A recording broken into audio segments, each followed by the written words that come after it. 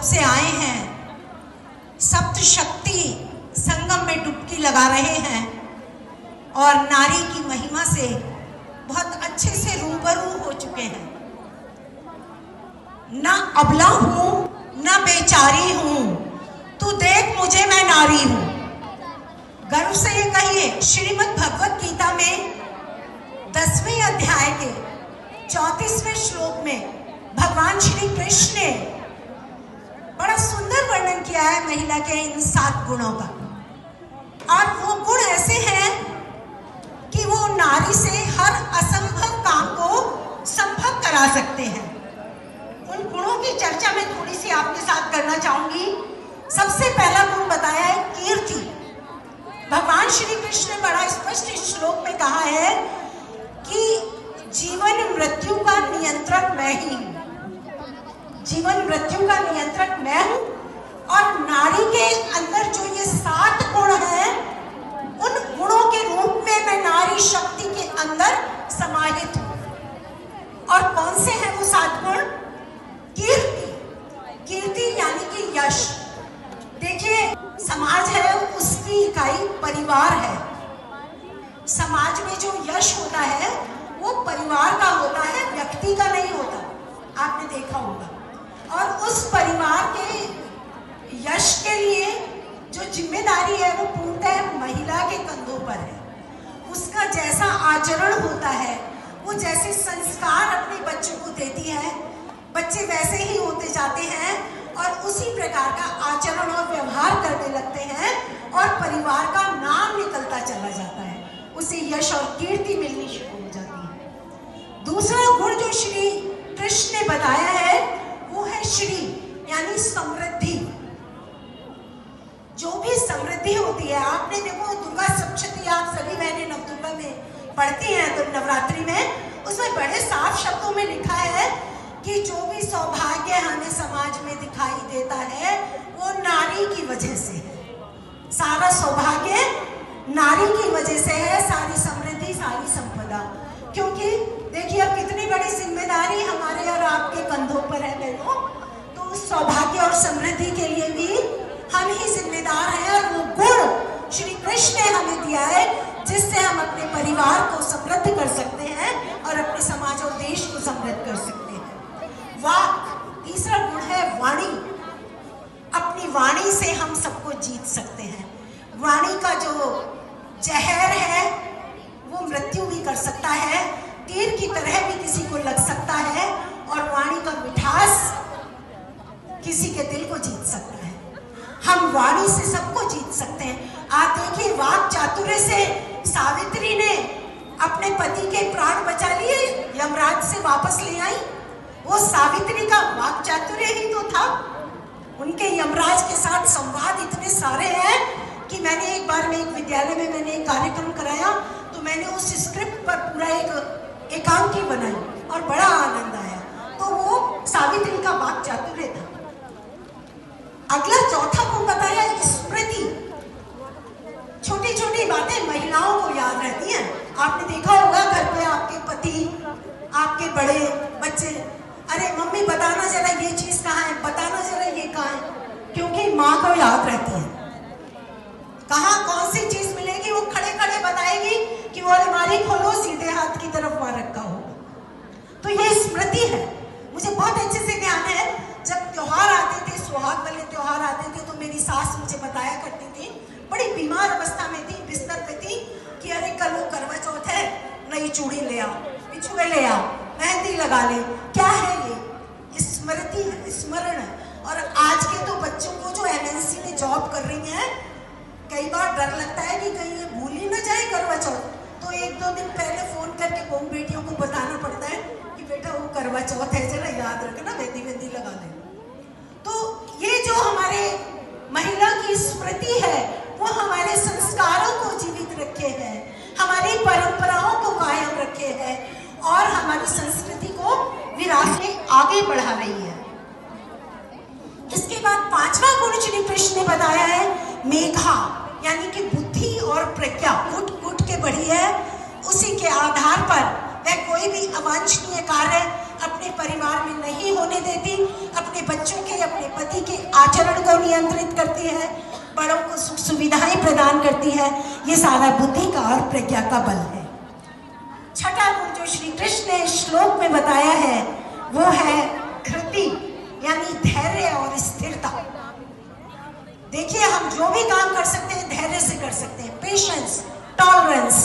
ये थोड़ी जरा सा किसी ने कुछ कहा और हम आग बबूला हो गए और तैर फैड़ कर दी, नहीं जी अब हमारे तुम्हारे साथ। ऐसा नहीं होता है।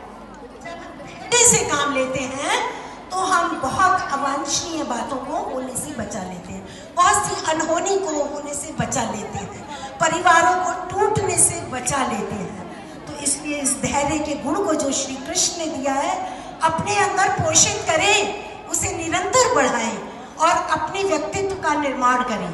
और क्षमा, यानी गलती सबसे हो सकती है। No one is perfect in this world.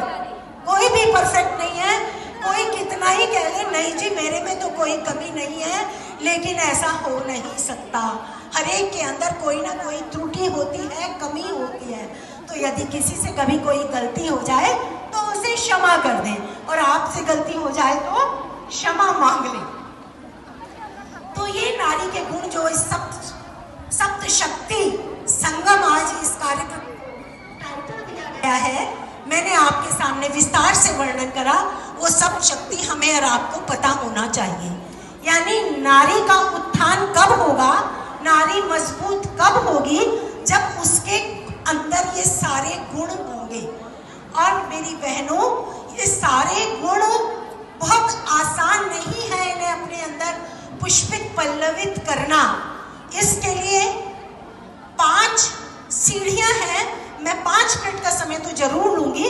हालांकि एंकर महोदया ने मुझे पहले ही आदेशित कर दिया था कि जरा आप कम बोलना, पहले वाले बहुत बोल चुके हैं। तो लेकिन फिर भी मैं अपनी बात को जल्दी से समेटूंगी, लेकिन कुछ खास मेरे मन में है तो बताना मेरा दायित्व है। मैं गायत्री परिवार की सदस्य हूँ। गायत्री परिवार के लिए भी 2026 एक विशेष वर्ष है, शताब्दी वर्ष है। हमारे जो परम पूज्य गुरुदेव पंडित श्री राम शर्मा आचार्य जी हैं, उनकी साधना को 100 साल पूरे हो रहे हैं। उनकी जो अर्धांगिनी थी वंदनीय माता जी, उनकी जन्म शताब्दी है, उनके जन्म को 100 साल पूरे हो रहे हैं। और गुरुदेव ने जो एक अखंड दीप शांति कुंज में स्थापित किया था, जिसमें बेहद शक्ति है, उसको भी 100 साल पूरे हो रहे हैं। इसलिए एक विशेष वो वर्ष है। और वंदनीय माता जी ने नारी शक्ति के सशक्तिकरण के लिए, संस्कारों को पोषित करने के लिए, समाज निर्माण के लिए, परिवार निर्माण के लिए, नवयुग के आगमन के लिए, मनुष्य में देवत्व के उदय के लिए, पृथ्वी पर स्वर्ग के अवतरण के लिए बहुत काम किया है हमारे गुरुदेव और माता जी ने। और मनुष्य के आत्मिक विकास के लिए 5 सीढ़ियां बताई हैं, जिन पर चढ़कर हम अपना आत्मिक विकास कर सकते हैं। बिना आत्मिक विकास के कोई काम नहीं होता। वो सीढ़ियां बहनों आप सुने। पहली सीढ़ी है उपासना, दूसरी है साधना, तीसरी है आराधना, चौथी है स्वाध्याय और 5वीं है सेवा। उपासना का मतलब है भगवान के पास बैठना। आपने सुना होगा, जैसों के पास बैठते हैं वैसे हो जाते हैं।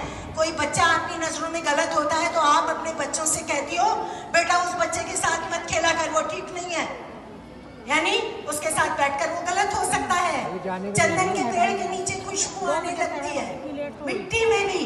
तो क्या भगवान के साथ आप रोज बैठेंगे तो भगवान के गुणों का प्रभाव आप में और मेरे में नहीं होगा? इसलिए उपासना बहुत जरूरी है।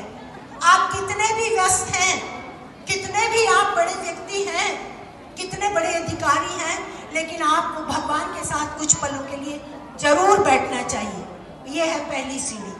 दूसरी है साधना।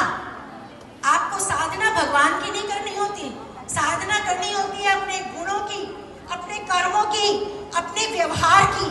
अपने गुणों को, अपने कर्मों को, अपने व्यवहार को साधो। हमारा व्यवहार ऐसा हो कि हम उसके मन में छा जाएं, उससे सबका भला हो। अपने गुण कर्म व्यवहार को हम साधें। उपासना, साधना। और तीसरा है स्वाध्याय। स्वाध्याय क्या है? अच्छे साहित्य का अध्ययन करना। अपने बच्चों को शुरू से पढ़ने की आदत डालिए। वो पढ़ेंगे तो कुछ अच्छा पाएंगे, अच्छी बातें साहित्य में लिखी हैं, आप भी पढ़ें। क्या पढ़ें? बहुत साहित्य है, पुराण है, वेद हैं, उपनिषद हैं, अनेक धार्मिक पत्रिकाएं हैं। समय निकाल करके पढ़ें, आपको बहुत ज्ञान प्राप्त होगा और उस स्वाध्याय से आपका जीवन बदलता चला जाएगा। अपने बच्चों को मोबाइल से दूर करिए और पढ़ने के लिए, रीडिंग के लिए उन्हें इंस्पायर करिए। इससे उनका स्क्रीन टाइम कम होगा, सोशल मीडिया से दूर रहेंगे और ज्ञान प्राप्त होगा। स्वाध्याय के बाद अगला पायदान आता है आराधना का। आराधना होती है, आप जो भी काम कर रहे हैं उसे ही आप भगवान का कार्य समझ के करें। यह संपूर्ण जगत भगवान का ही विराट रूप है। इसलिए आप जो भी काम कर रहे हैं, आप खाना बना रहे हैं, आप कहीं जॉब में हैं वहाँ कार्य कर रहे हैं, आप बच्चों को पढ़ा रहे हैं, आप जिस काम में भी लगे हुए हैं, बीमार की सेवा कर रहे हैं, उसे आप पूजा समझ करके करें। इससे आपके अंदर श्रद्धा, समर्पण आदि गुणों का विकास होता है। आत्मिक विकास के लिए अंतिम पायदान है सेवा का। सेवा के लिए हमें जरूरी नहीं कि हम अनाथाश्रम जाएं, कुष्ठाश्रम जाएं या ढूंढें कि हमें कहाँ सेवा करनी है।